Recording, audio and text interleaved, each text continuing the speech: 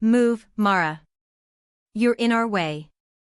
Vanessa said it without looking at me, her voice smooth, almost bored, as if the kitchen were hers and I were some stranger blocking the doorway. Her mother-in-law, Gloria, brushed past me next, carrying a platter I didn't recognize, already unwrapped, already steaming, like she'd rehearsed this moment on the drive over. The clock on the oven read 9:12 a.m. They weren't supposed to arrive until 11. But there they were, coats shed, bags dropped, shoes kicked off, voices rising like a storm invading a quiet coastline. My first Thanksgiving in my own home, the one I'd spent weeks preparing for, and I was standing in my own kitchen like a guest who'd wandered in by mistake. Vanessa lifted the lid from my Dutch oven, sniffed, and frowned. "Wow, that's bold," she murmured, loud enough for the room to hear. "Trying a recipe like this for your first year? Brave." Her husband chuckled. His mother didn't bother hiding her smirk. I felt my jaw tighten, but my voice stayed steady. "Breakfast isn't even cleared. You're early." Vanessa finally turned to look at me, head tilted, smile soft and venomous. "We thought you'd need help." Then, louder, to her in-laws, "She's new to all this." New. As if adulthood were a club she'd been in for years and I'd only now discovered the door. They began reorganizing the counters, swapping out my serving bowls for theirs, sliding my ingredients aside like clutter. The kitchen, my kitchen, felt suddenly smaller, the air tighter, every clatter of metal against tile a reminder that I'd lost control before the day had even started. Gloria ran a finger along my backsplash. These tiles show everything, don't they?" A polite way of calling my home cheap. Vanessa's father-in-law peeked into the living room. "Cozy," he said. It sounded like an apology. I stood there, hands still damp from rinsing herbs, heartbeat steady but low. I didn't raise my voice. I didn't shove back. I just watched them take over piece by piece, the way people do when they're certain you won't stop them. They thought silence meant weakness. They thought I'd let them do whatever they wanted. But they had no idea what this day would become. And what happened next would be the first crack in their certainty. For a moment, I let the noise blur around me, drawers opening, pans clattering, Vanessa giving instructions nobody asked for. Their voices rose and overlapped like a choir tuned slightly off-key. But beneath it, I caught something else. A whisper. Sharp. Quick. "Not meant for me." "Just make sure she doesn't ruin it," Gloria murmured behind the refrigerator door. Ruin what, exactly? I didn't ask. I didn't need to. The way Vanessa's shoulders stiffened told me enough. There was something happening today that had nothing to do with Thanksgiving. Something they had all quietly agreed to center themselves around, even though the table, the house, the invitation, all of it was mine. I stepped aside as Gloria swept past with ingredients she'd brought herself, as if she doubted mine were acceptable. She didn't even look at me. Not once. It was the kind of dismissal that said more than any insult spoken aloud. Vanessa placed her hand on her stomach in that theatrical way she had, not stroking, just resting. Suggestive. Intentional. And when she caught me noticing, she smiled with a sweetness she didn't possess. "You don't have to hover, Mara," she said. "Why don't you go set the table? Something simple will do." Simple. As if complexity were beyond me. I almost laughed, not out of humor but recognition. I'd seen this pattern before years ago, when we were teenagers, Vanessa arriving early, taking over, calling it help, me stepping back because any protest became ammunition. Back then I thought keeping the peace was the mature thing to do. All it ever did was teach her that my silence was a resource she could plunder. But today wasn't a childhood reenactment. Today had consequences she hadn't considered. I walked to the dining room without arguing. Calm, composed, deliberate. Every step gave me clarity I didn't know I'd been waiting for. This was my home. My effort. My day. And she was treating it like a stage built solely for her spotlight. As I unfolded the linen napkins, I heard Vanessa behind me, whispering again, not quietly enough this time.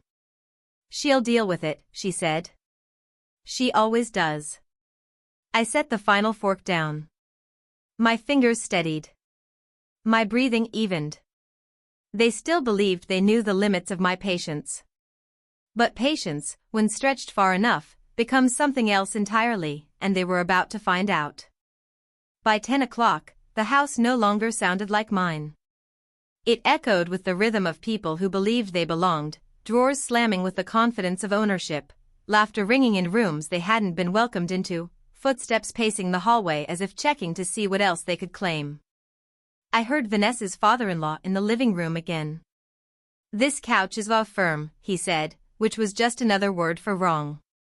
Gloria added, "Maybe she bought it online, like online shopping was a moral failure." I didn't interrupt. Their opinions weren't new, they were simply louder in my own walls. When I returned to the kitchen, Vanessa was arranging her own centerpieces on my counter, glossy ceramic pumpkins with tiny gold stems. The price tags were still on the bottom. "You brought decorations?" I asked, though it wasn't really a question. Vanessa shrugged. "Yours were fine. I just thought these looked more holiday appropriate." Her eyes swept over the eucalyptus branches I'd placed earlier, as if deciding whether they were worth salvaging. Then, to her mother-in-law, "She means well." The words landed softly, but the meaning hit with precision. She means well. A phrase reserved for people who try but fall short. People tolerated, not respected. I watched as they cleared my flour canister to make space for their centerpiece. Watched them move my cutting board, my spices, my carefully prepped ingredients, all replaced with items that photographed better, apparently. At the far end of the counter, a stack of glossy pamphlets caught my eye. I hadn't placed them there. Vanessa had. Baby boutique gift registries. Ultrasound-themed were expecting placeholders. A printed speech with my name crossed out in favor of hers, a toast announcing their news, at my Thanksgiving, to an audience that was mostly my invited guests. So that's what today was for them. Not gratitude. Not family. A performance. And I had been cast as background scenery. Vanessa glanced up and saw me looking. Her smile didn't falter, it sharpened. "I'll handle the toast," she said softly. "It's better if it comes from me." That was the moment the day shifted, not for them, but for me. Because if they wanted a stage, they had no idea who truly controlled the lights. I didn't confront them right away. Anger would have been too easy, too predictable, exactly the reaction they were hoping to paint as overly sensitive. Instead, I kept moving, gathering plates from the high cabinet, letting the quiet between us settle like dust illuminated by morning light. But that calm must have unnerved them, because as I drifted back toward the dining room, the whispers shifted. "She's being strange," Gloria murmured. "She gets overwhelmed," Vanessa replied. "She takes everything so personally." Overwhelmed. Personally. The vocabulary of dismissal, the kind that turns legitimate boundaries into character flaws. I paused, just out of sight, as her husband added, "We're doing her a favor. She should be grateful. Grateful for being shoved aside in my own home." It didn't surprise me, not really, but hearing it spoken so casually, with that blend of pity and superiority, scraped against something long buried. Because this wasn't new. It was simply clearer now, with adulthood offering fewer distractions to disguise the pattern. Growing up, Vanessa had always claimed the spotlight by positioning herself as the one who fixed things, the sister who stepped in, the one who knew better.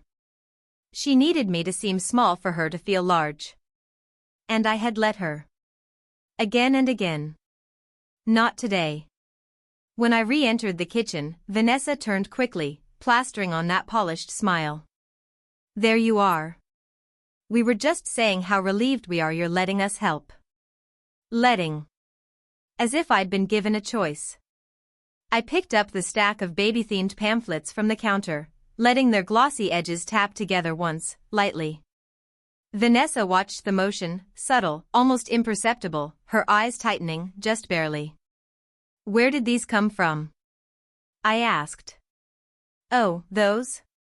She waved a hand airily. Don't worry, Mara. We'll take care of the announcement. Just trust me. Trust.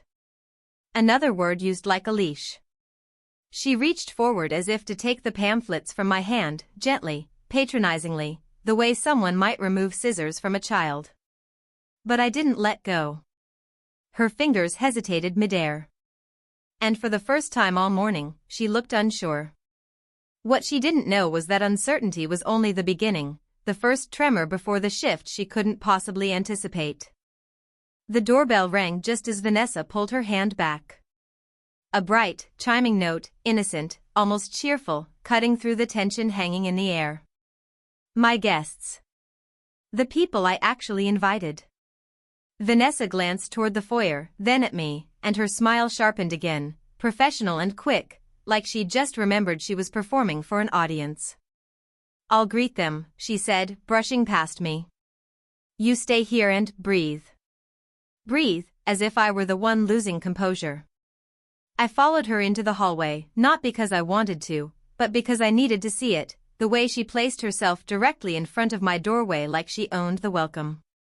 When I reached the archway, she was already greeting my friends, 2 coworkers, an old classmate, and a neighbor, as if she'd personally invited them. Oh, please, she said, ushering them in, don't mind the chaos. Mara's still figuring things out. We got here early to help. Still figuring things out. Help. The script she never strayed from. My neighbor, Elena, gave me a small, confused frown. She knew how hard I'd worked for this day. She knew the menu, saw the grocery bags each night as I carried them in. But before she could speak, Gloria chimed in from the kitchen doorway. Poor thing's overwhelmed. She means well. The phrase again, a chorus now. Vanessa's husband added, she's just sensitive today. Big holidays get to her. Sensitive. Overwhelmed. Dramatic. I watched as the language wrapped around me like invisible restraints, quietly shifting the narrative. Each comment was small enough to seem harmless but pointed enough to mark me as the fragile one, the unstable hostess, the emotional liability. My guests hesitated, glancing between us, unsure whom to believe. It was subtle. Delicate. A master class in social reshaping, something Vanessa had perfected years ago. But this time, something different flickered beneath the surface. Their words didn't sting the way they used to. They didn't burrow or settle. They burned. Not with pain. With clarity. Because I suddenly realized something they hadn't. They were building a story about me. Without realizing I was already writing one about them. Vanessa turned back to me, smiling with practiced sympathy. Mara, you're making everyone uncomfortable. I felt my breath slow. My shoulders settle. And in that calming stillness came a certainty that carried weight. Because if they wanted to paint me as the problem, they had no idea what I looked like when I finally decided to become one. The living room filled quickly, coats draped over chairs, voices rising in polite confusion, the faint scent of rosemary drifting in from the kitchen. My guests tried to settle in, but the air wasn't right. There was a tension humming beneath the surface, thin but unmistakable. Vanessa felt it too. She stepped closer, lowering her voice as if offering sisterly advice. Mara, you need to keep it together, she murmured. People can feel your energy. My energy. As though I'd been the one rearranging someone else's home and rewriting someone else's holiday. She touched my elbow, gently, like a handler calming a skittish animal, and that small, patronizing gesture did something inside me. Not loud. Not explosive. Just final. I moved my arm out of her reach. Not abruptly. Not angrily. Just enough to remind her I was made of more than air. Gloria noticed. Her eyebrows rose, her smile tightened, and she pulled Vanessa aside with a touch too urgent to be subtle. They whispered again, and this time I didn't bother pretending I couldn't hear. "She's having one of her episodes," Gloria said. "She gets like this," Vanessa replied. "It's best if we manage things from here." Episodes. Manage. The vocabulary of erasure, words designed to strip someone of credibility before they even speak. My guests heard it too. I saw Elena's face shift, saw my coworkers' posture straighten, saw silent questions passing between them. They were beginning to sense something was off, something unspoken but heavy. Vanessa returned with a soothing smile, the kind therapists use on reality TV participants moments before a meltdown. "Why don't you sit down, Mara? We'll handle the rest." Handle. A word that assumed I was a mess needing containment. I didn't sit. Instead, I walked past her, calm and unhurried, into the kitchen, the room they'd hijacked. The room that still smelled like my plans, my preparation, my effort. I didn't raise my voice, didn't reclaim the counter, didn't defend myself. I simply observed. Quietly. Composed. Balanced like a blade resting on a table, waiting for a hand to pick it up. And maybe it was that silence, that steady, unnerving stillness, that made Vanessa follow me, irritation beginning to break through her polished performance. "Mara," she said sharply, "you're ruining the day." I turned to her. My voice was steady, almost soft. "Not yet," I said. Her expression flickered. Because she still didn't understand, the real ruin hadn't begun, but it was closer than she thought. "You said." Vanessa blinked at my answer, confusion tightening the line of her mouth. "Not fear. Not yet." Just the faint recognition that something in the room had shifted and she didn't know why. Behind her, her in-laws continued their takeover, basting a turkey they brought, rearranging my spice rack, whispering commentary on every choice I'd made. My guests lingered awkwardly near the dining table, caught between wanting to intervene and not wanting to escalate a situation they didn't fully understand. I didn't speak to any of them. Instead, I reached for the oven mitts on the counter, not because I needed them, but because the motion gave me space to breathe, to observe, to decide. My silence drew attention like a slow inhale before a storm. Vanessa stepped closer. "Mara," she said, voice low, "you're being difficult." A new word. Sharper. Less polished than the others. I felt the shift not just in her tone, but in the way Gloria's head snapped toward us. They sensed control slipping, a thread sliding out of their grasp, and suddenly they were scrambling to pull it tighter. Gloria approached with that pinched smile she reserved for women she deemed beneath her. "Sweetheart," she began, "we know hosting is new for you. So let us take some pressure off. You're too close to all this to see clearly. Too close. Too emotional. Too much. The oldest tricks in the book." I studied Gloria for a moment, her crisp blouse, her gold bracelets, the faint tremor of entitlement in her posture. She was the type who'd never been challenged directly because she'd mastered a lifetime of soft insults delivered with perfect manners. But I had learned something about myself these past few hours. Their words no longer carried weight. Their approval no longer held value. And that realization, that quiet, internal freedom, was the beginning of my advantage. Because unlike them, I didn't need an audience. I didn't need validation. I didn't need noise. All I needed was truth. And I had something else, too, something they didn't know, something I hadn't shown them. Financially, emotionally, structurally, this home was more than a space I had purchased. It was a life I had rebuilt, a foundation I owned outright, without debt, without burden. This wasn't a fragile beginning. It was a fortress. I finally met Vanessa's eyes, the silence between us tightening. "You really don't see it," I said softly. "See what?" she asked. I let the tension hang, a single breath suspended in the room.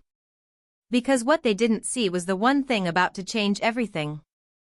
I didn't answer her right away. Silence has a strange power when people expect your compliance. It unsettles them. Forces them to confront the possibility that you're no longer playing the role they assigned you. Vanessa's fingers twitched at her side. Gloria watched me the way someone watches a leash slip from their hand. My guests stood at a careful distance, sensing the air thicken, unsure whether to intervene or witness. I took one slow breath, then another. Not to calm myself, I was already calm, but to let the moment stretch just enough for them to feel it. "You're acting like we're the enemy," Vanessa said, voice cracking just slightly at the edges. I tilted my head. "Am I?" Her husband muttered under his breath, "Here we go," and began carving the turkey they brought without asking, as if demonstrating their authority over the day. I walked to the small drawer next to the fridge and opened it. Inside were the documents I kept there for practical reasons, appliance warranties, delivery receipts, and one folded sheet I'd placed there only yesterday, the final formality in a process I'd been managing quietly for months. I unfolded it on the counter. Vanessa frowned. "What is that?" I didn't look at her as I spoke. "It's the deed to this house." The room stilled. I wasn't bragging, it wasn't my style. But the truth has weight, and sometimes setting it down in the open is enough to make pretenses crumble. Vanessa blinked at the paper. "Okay, and?" "It's paid off," I said. "Completely. As of this week." Her in-laws exchanged quick, startled glances, the kind that revealed a crack they didn't mean to show. Money, status, control, these were currencies they respected. Suddenly, the assumptions they'd been operating under didn't fit the reality in front of them. But I wasn't telling them for validation. I was telling them because it reframed the day. The house they'd treated like a stage was not a borrowed space or a novice experiment. It was mine. Fully. Finally. And they were guests who had mistaken hospitality for helplessness. Vanessa swallowed. "Why are you showing us this?" I folded the deed again, slower this time. "To help you understand," I said, "that nothing happening today is beyond my control." Her expression flickered, uncertainty deepening, pride slipping. And that was only the first reveal. Because the truth that mattered most was still waiting to surface, and once it did, there'd be no going back. Vanessa's face shifted, not dramatically, not with any theatrical gasp, but with a small, involuntary tightening around her eyes. The kind of reaction that appears when a person realizes the ground beneath them isn't as firm as they assumed. "So what?" her husband said, forcing a laugh. "You think owning the house means you can talk to us however you want?" I looked at him, not angry, just steady. "I haven't raised my voice once." He didn't reply. Because we both knew the truth. They weren't reacting to volume. They were reacting to control. Vanessa took a step closer, lowering her voice again, always keeping it soft enough to appear composed to bystanders. "You're making a scene," she whispered. I glanced around.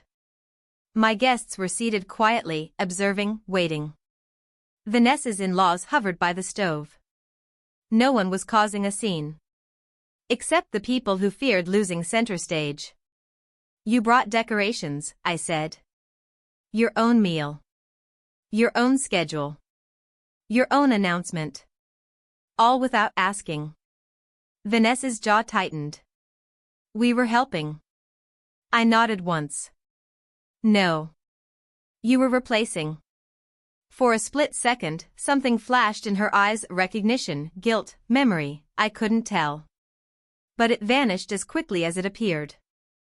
Gloria stepped in, voice smooth and patronizing. "We thought you wouldn't mind. Your style is evolving." I almost smiled. The polite cruelty of that sentence was a perfect example of the dynamic they'd relied on for years, their subtle ability to belittle while appearing supportive. But today, I wasn't absorbing it. I was reflecting it back at them in real time. I walked to the table where the glossy announcement materials sat, the pamphlets, the miniature baby on the way, placeholders, the pre-written toast Vanessa planned to deliver in my home, at my event, overshadowing my first attempt to host a holiday.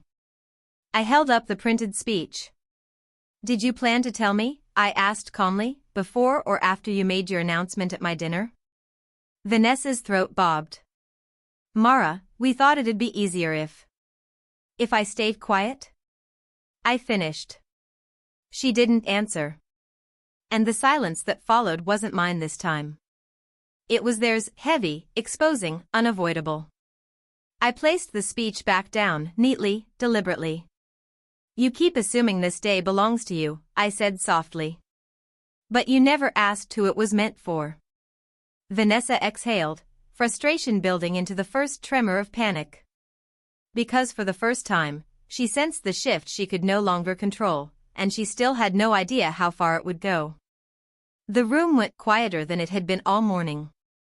Not silent, people still breathed, the turkey still hissed in the oven, forks tapped softly against plates, but there was a stillness beneath it all. A collective pause. A sense that something unspoken had finally surfaced and no one knew what would come next. Vanessa took a slow breath, steadying herself the way she always did before shifting into performance mode. "Mara," she said, soft and wounded, "this was supposed to be a family moment." I studied her. Her trembling lashes. Her carefully modulated tone. Her attempt to wrap manipulation in tenderness. "You're right," I replied. "It was." Gloria stepped forward, ever the protector of the narrative. "Sweetheart, you're reading too much into this. We just wanted to celebrate something joyful. Surely you don't want to turn a happy moment into a takeover?" I said. Her lips parted, but no words followed. My guests exchanged glances. They were beginning to understand the pattern, the tension, the unspoken history that threaded between each of Vanessa's calculated decisions. Vanessa's husband crossed his arms. "You're blowing this out of proportion." I turned to him. "Then why did you write a toast for her to give at my dinner?" He faltered. Even he didn't expect the question to be that direct. I stepped closer to the counter, placing my fingertips against the cool surface. My voice remained calm, even, quiet enough that they had to lean in, the kind of tone that compels attention rather than demands it. "For months," I said, "I've listened to you dismiss my choices. My career. My home. My relationships. Every accomplishment either overshadowed or reframed as accident or luck." Vanessa's eyes widened. "Mara." I lifted a hand gently, not to silence her, but to continue. "Not once," I said, "did you consider that I might have something to celebrate too. You assumed, all of you, that my role today was to support your moment." My guests held their breath. "And here's the truth," I continued. "This Thanksgiving was meant to mark something important. Something I planned. Something I haven't told anyone yet." Vanessa blinked, confused. "What are you talking about?" I met her eyes, as calm, steady, unshaken. "I didn't invite you here to announce your news," I said. Her breath caught. Because what came next would turn the entire day upside down, and they were nowhere near ready. It's strange how a room can hold its breath. My guests sat frozen, hands paused halfway to plates. Vanessa's in-laws drifted closer, forming a loose semicircle near the counter. Even the light coming through the windows seemed to settle, as though waiting. I let the tension breathe for a moment, not to dramatize, but because clarity deserves space. "This Thanksgiving," I said quietly, "wasn't meant to showcase anyone else's milestone. It was meant to honor something I've been building, alone, for a long time." Vanessa blinked, defensive confusion rising in her expression. You planned an announcement?" "Yes." Her husband scoffed. "What could you possibly have to?" Gloria nudged him sharply, realizing too late how revealing that question was. That they assumed I had nothing worth sharing. That their hierarchy depended on my silence. I reached for the small wooden box tucked near my cookbooks. A simple thing, nothing ornate, the opposite of Vanessa's gold-stemmed decorations. I opened it, and the documents inside rustled softly. I didn't rush. Didn't raise my voice. Didn't aim to overshadow them, only to reclaim what had always been mine. I held up the letter first. This, I said, is the acceptance to a fellowship I applied for months ago. Full funding. A research position with placement abroad next year. My guests lit up, smiles, shock, pride, the response family should give. Vanessa didn't smile. She swallowed, hard. I set down the fellowship letter and lifted the second document. And this, I continued, is confirmation of the non-profit I registered last week. The one I've been quietly developing. The one today's gathering was meant to celebrate, with the people I invited, the people I trust, the people who show up with respect. My voice softened, not bitter, not triumphant, just true. I've been rebuilding my life. Brick by brick. Choice by choice. And I wanted to honor that with all of you. For a moment, Vanessa said nothing. No interruption. No correction. No script to flip. Because there was nothing she could say. This wasn't competition. It wasn't revenge. It wasn't about being louder. It was simply the truth she never expected me to have, a life expanding far beyond the small space she tried to confine me to. Finally, Vanessa whispered, "Why didn't you tell me?" I met her eyes with quiet steadiness. "Because you don't celebrate me," I said. "You only compete with me." Her breath shuddered. And what she said next would reveal the insecurity she'd been hiding all along, the one that would unravel everything. For the first time all day, Vanessa's facade cracked. Not dramatically. Not in a way that would draw sympathy.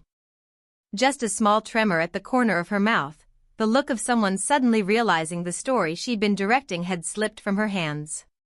She opened her mouth, closed it, tried again. That's not fair," she whispered. There it was. Not anger. Not blame. But fear, quiet, soft, unmistakably real. Gloria stepped forward, ready to retake control. "Mara, your sister didn't mean." "She did," I said gently. "She always does." The calmness in my voice wasn't a weapon. It was a boundary, one that had never been allowed to exist before now. My guests remained still, watching, absorbing every detail. Vanessa's husband shifted uncomfortably, the confidence he wore earlier dissolving under the weight of a truth none of them were prepared for. Vanessa exhaled shakily. "I wasn't trying to take anything from you," she murmured. I thought if I didn't stay in front of things, people wouldn't see me." There it was, the core of her behavior, the truth beneath the cruelty. She wasn't trying to shine. She was trying not to disappear. And for a moment, I felt a quiet sadness for the girl she'd once been, the one who measured her worth in attention, applause, and comparison. But sadness wasn't the same as surrender. "I'm not your competition," I said softly. "I never was." Her eyes glistened. "Then why does it feel like you're winning?" "Because," I replied, "I stopped playing a game you never told me we were in." The words didn't attack. They liberated. Vanessa looked down, the fight drained from her posture. Her in-laws stepped back, the unspoken hierarchy of the room rearranging itself without a sound. My guests relaxed, understanding that the tension wasn't a battle, it was a shift. I gathered the fellowship letter and the non-profit documents and placed them gently back into the wooden box. "This day was supposed to be about gratitude," I said. "And I am grateful. Truly. Just not for the reasons you expected." Vanessa's voice was barely a whisper. "What happens now?" I took a breath, feeling the quiet settle into something warm and steady. "Now," I said, "we eat. And we begin again, with honesty, or not at all." There was no applause. No dramatic music. Just a room learning how to breathe in a new truth. And as I turned toward the dining table, a calm washed through me, profound and certain. Sometimes silence is the loudest revenge.